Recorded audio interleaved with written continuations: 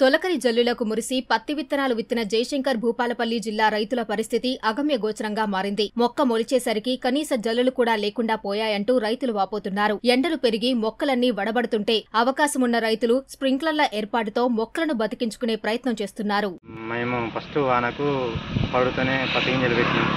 ఒక బస్తా రేటు గల్లా తెచ్చి పెట్టుకున్న తర్వాత వర్షాలు పడతలేవు. స్ప్రింక్లర్ ద్వారా చేస్తున్నాం పనులు. పత్తి గింజలు పెట్టాము 10 రోజులు అవుతుంది.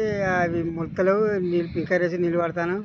కొన్ని మొలుతాయి, కొన్ని ఎండిపోతాయి, కొన్ని నామ వచ్చినాయి, కొన్ని అలకపోతాయి. పింకరేసి నీళ్ళు పడతాను.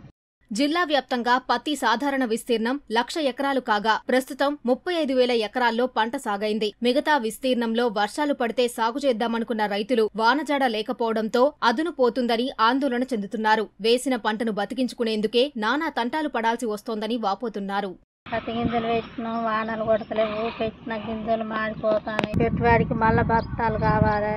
అంత లాస్ ఉన్నది పంటలు. 10 బత్తాలు పెట్టినాం, వానలు కొడతలేవు. మళ్ళా కుంటలు పెట్టినాం, మాడిపోతాయి. మొలతలేవు, ఈ వానలు లేవు, పంటలు లేవు.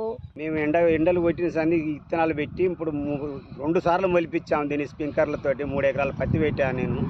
ఇది ఎండలతోటి వశపడకుండా అయిపోయి బాగా ఎన్ని పోగుంటలు పెట్టినా డబుల్ పెట్టుబడి అవుతుంది. పెట్టుబడి దాదాపు 1 నెల రోజుల సంది వర్షాలు లేక స్ప్రింక్లర్లతోటి పత్తి మొలిపించడం జరిగింది. గింజలు మొలిపించుడు ఒక ఎత్తుడు అవుతుంది, వీటి ఇప్పుడు సాదుడు ఒక ఎత్తు అవుతుంది. అట్లా ఇక కొంత అయితే మొలిచింది, కొంత మొలవలే.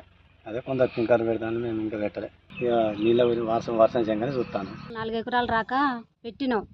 పెడితే వానలు లేవు, మొలవలేదు. ఈ వర్షాలు పడతలేవు. ఈ రైతులు మేము ఎట్లా బతకాలి? ఎండిపోయినాయి మొలకలు వచ్చి. ఇక మళ్ళా దున్ని మళ్ళా పెడతాను. పత్తి పెట్టినాం 1.5 ఎకరం. ఇదివరకు పెడితే మొలవలేదు, మళ్ళీ దున్ని మళ్ళీ పెట్టినా. ఇప్పుడే పెట్టినాం, వర్షాలు కొడతలేవు. బాగా ఎండలు విపరీతంగా ఉన్నాయి. వాతావరణం సహకరించితేనే రైతుకు లబ్ధి చేకూరుతుంది.